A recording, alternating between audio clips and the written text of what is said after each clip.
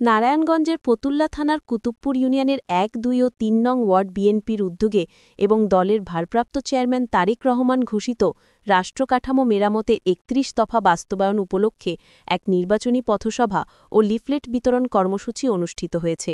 অনুষ্ঠানে প্রধান অতিথি হিসেবে উপস্থিত ছিলেন বীর মুক্তিযোদ্ধা আলহাজ গিয়াস উদ্দিন।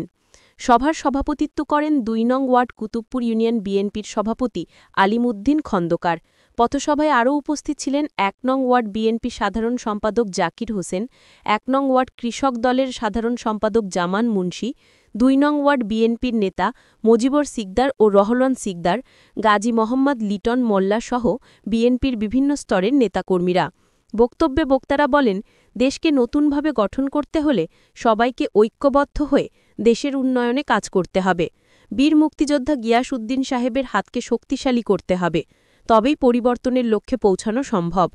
সভা শেষে প্রধান অতিথি আলহাজ গিয়াস উদ্দিন নেতাকর্মীদের সঙ্গে লিফলেট বিতরণ করেন এবং সাধারণ জনগণের সামনে মতবিনিময় করেন।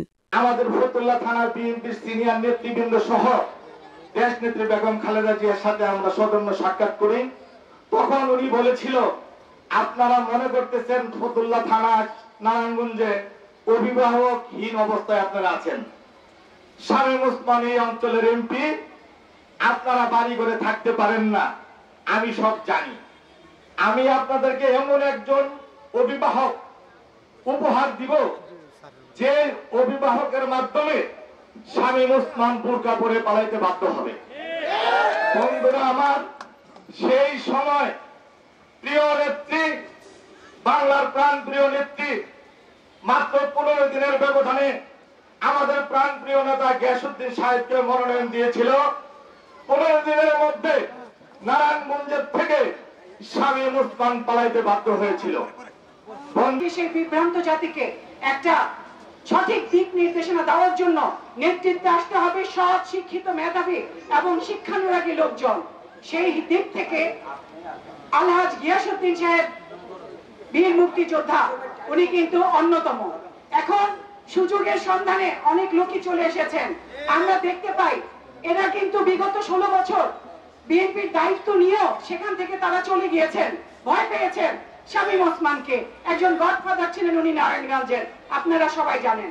এবং আপনারা আরো জানেন ৯১-তে আমার আব্বু বীর মুক্তিযোদ্ধা কমান্ডার সিরাজুল ইসলাম সিরাজ সাহেব, উনি কিন্তু নারায়ণগঞ্জের মধ্যে না পুরো বাংলাদেশের মধ্যে ফার্স্ট হয়েছিলেন, আপনারাই তাকে করেছিলেন। সেই সময় দুঃসময়ে গিয়াস আঙ্কেল তখন এই বিএনপির হালটা ধরেছিলেন। এজন্য আমরা যারা নারায়ণগঞ্জে বিএনপি করি তার কাছে আজীবন কৃতজ্ঞ। এখন তুমি এগিয়ে চলো, আমরা আছি তোমার পাশে। দেশটাকে এগিয়ে চলো, আমরা আছি তোমার পাশে। নারায়ণগঞ্জের মাটি, দেশ হয়ে ঘাঁটি। সেই ৭৭ সাল থেকে আজকে ২০২৫ সাল, এখনো আমি রাজনীতিতে আছি, সামাজিক কাজকর্মে আছি, সেই সাথে আপনারা আমার সাথে আছেন।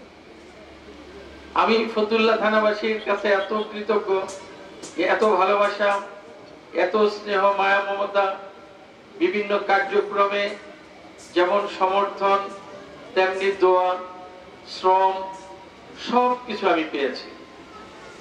আমার মতো সাধারণ ঘরের পরিবারের একজন সন্তান যা পেয়েছি, আমার মনে হয় এমন পাওয়া অন্য কেউ পেয়েছি কিনা আমার জানা নেই। কাজে আমি আজীবনের জন্য এই এলাকার মানুষের কাছে কৃতজ্ঞ।